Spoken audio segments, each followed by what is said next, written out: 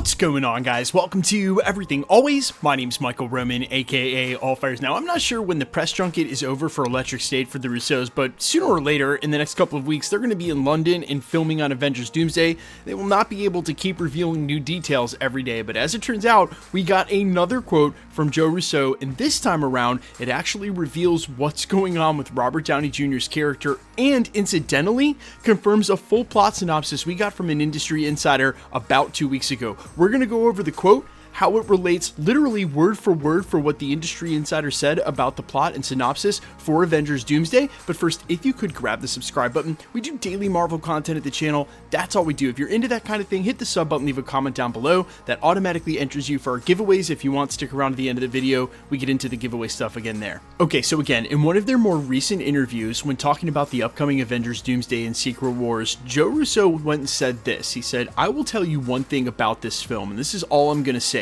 then left it with a pregnant pause and continued by saying, "We really enjoy villains that think they're the heroes because it adds three-dimensional depth to the character," and again referring directly to Robert Downey Jr.'s Dr. Doom. Well, hold up, because that's not the first time we heard that, and the last time we heard that was in an industry insider question and answer about Avengers Doomsday. Industry insider Alex Perez over at the Cosmic Circus said those exact same words, quote, "Doom wants to stop the incursions from happening and stop the multiverse from entirely collapsing on itself.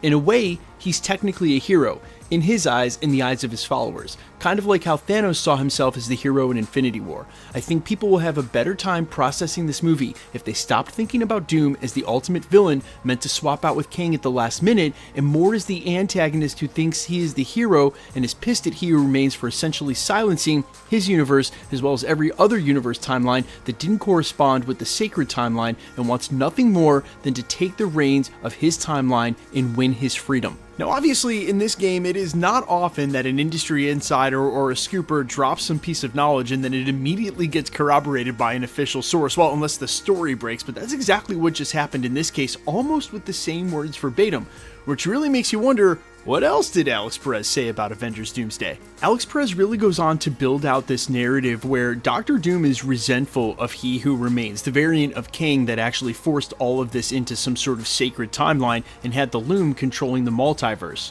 He then went on to say that it's not going to be immediately apparent that Dr. Doom is the villain. In fact, some of the heroes are going to side with Dr. Doom and see him actually as a savior, and that also his quote entire liege of followers basically believe in his plan. He then even goes further to say that the current state of the MCU is not the way that the MCU always was, and that He Who Remains had a lot to do with this. When he reworked it into the sacred timeline, he removed X-Men and Mutants, the Fantastic Four, basically remade the entire multiverse in a safer state where those like Doom wouldn't be able to challenge him. He then goes on to put Loki basically at the center of the whole conflict. Now, he refers to him as a MacGuffin, but a MacGuffin's actual definition is something that the plot seems to revolve around that ultimately is insignificant. That is not the case with Loki. They spent 2 full seasons putting that character exactly where he is, on the throne at the center of the multiverse, holding it all together. But the way he explains the plot is that Doom will be after Loki's power as well as the others, so they'll basically be racing against each other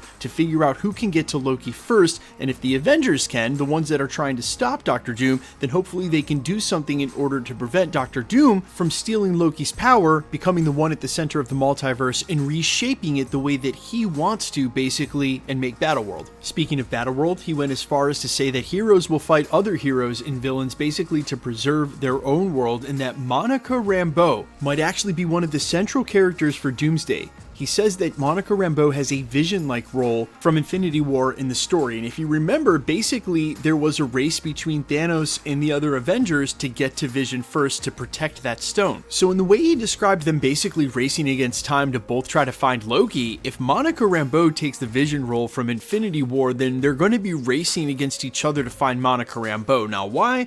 That's not exactly apparent, and we know that obviously Marvel has to revisit her. They left her over in some unknown X-Men universe at the end of the Marvels. That was definitely on purpose. The reason for that, though, still unknown. But of course, by adding her into the story, you're almost assuring that the next time we see her, we're also going to see the X-Men that she has now probably become a part of, no doubt, and that means that there's going to be some of these X-Men in the film as well, which is another huge confirmation.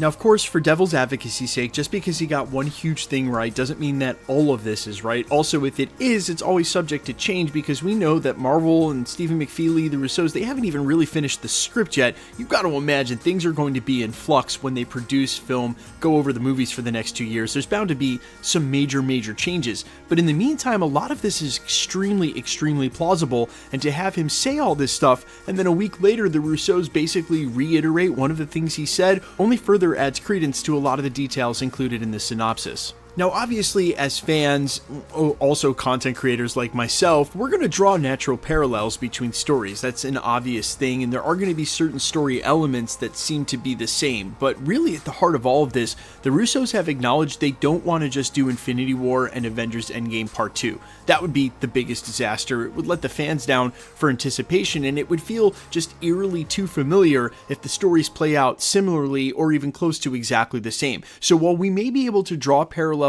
in our analysis of what's going on with the story and what might happen, more likely the case is that they're going to work very hard to differentiate these stories and make sure that the same story beats don't play out. And yes, they may be racing against time to find Loki or Monica in the same way that Thanos was racing the Avengers to find Vision, but at the end of the day, Doom is not Thanos. He didn't read like Thanos in the comics. They are both supervillains in the Marvel Universe, but very different characters, and as a principle of motivation, very different motivations internally. Thanos truly did believe that he was saving the universe from itself, but in an altruistic point. He didn't really want it. He didn't see that as something he personally wanted. He saw it as something he personally thought was best for the universe, and it was tasked to him to do it because, as he put it, he was the only one who could see the truth and then do what was necessary.